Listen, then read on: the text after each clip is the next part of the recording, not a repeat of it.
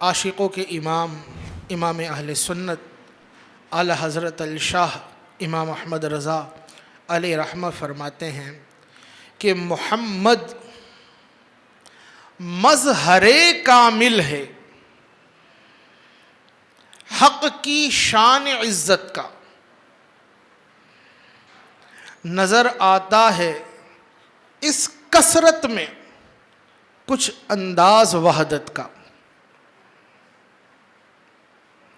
محمد مظہر کامل یعنی سرکار دو عالم صلی اللہ علیہ وسلم کی ذات والا صفات جو ہے وہ ایسی ذات ہے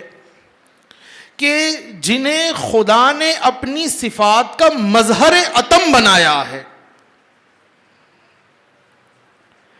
اگر کسی مخلوق میں صفت رحمت کا کمال دیکھنا ہو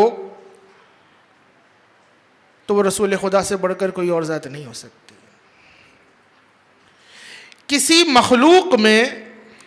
صفت عطا، صفت سخا، بانٹنے کی صفت کا کمال دیکھنا ہو تو وہ اللہ کے حبیب سے بڑھ کر کسی کی ذات نظر نہیں آتی۔ تو محمد وہ مظہر کامل ہیں، حق کی شان عزت کا، اور پھر نظر آتا ہے اس کثرت میں۔ کس کثرت میں؟ اللہ نے اپنے حبیب کو رؤوف بھی کہا، انہیں جو صفات عطا فرمائیں، کہیں انہیں والضحیٰ کہا، کہیں ان کی زلفوں کی قسم یاد کی، واللیل اذا سجا کہا۔ اپنے حبیب کے اوصاف کو قرآن میں ذکر فرمایا، جس شہر میں رہنے والے اس شہر کی قسم کو یاد فرمایا۔ تو وہ رسول خدا جنہیں رب تبارک و تعالی نے وہ تمام معجزات عطا کر دیے جو ما قبل انبیاء کو عطا کیے تھے، اگر وہ حضرت موسیٰ کا عصا ہو، اگر وہ حضرت یوسف کا حسن ہو،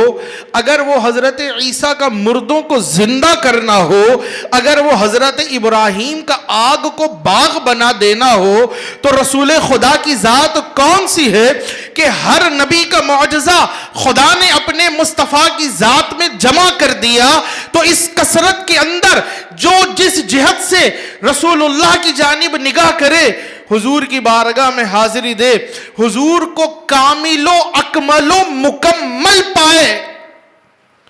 ہر جہت سے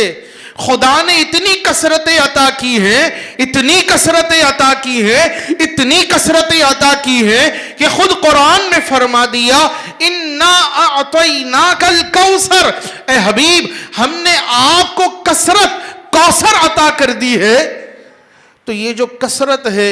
امام فرماتے ہیں اس کثرت کے اندر اگر دیکھو تو یہ انداز کیا ہے؟ یہ انداز وحدت کا ہے۔ حضرت آدم سے حضرت عیسیٰ تک محبوب آئے، اس کے نبی آئے، پیغمبر آئے، ان تمام کو جو کثرتیں دیں وہ تمام ذات مصطفیٰ میں جمع کر کے رکھ دیں، اور جو مصطفیٰ کریم کے اندر آپ ہر نعمت، ہر وصف کی کثرت، کمال اور اتمام کو ملاحظہ کرتے ہیں، اس کے اندر خدا نے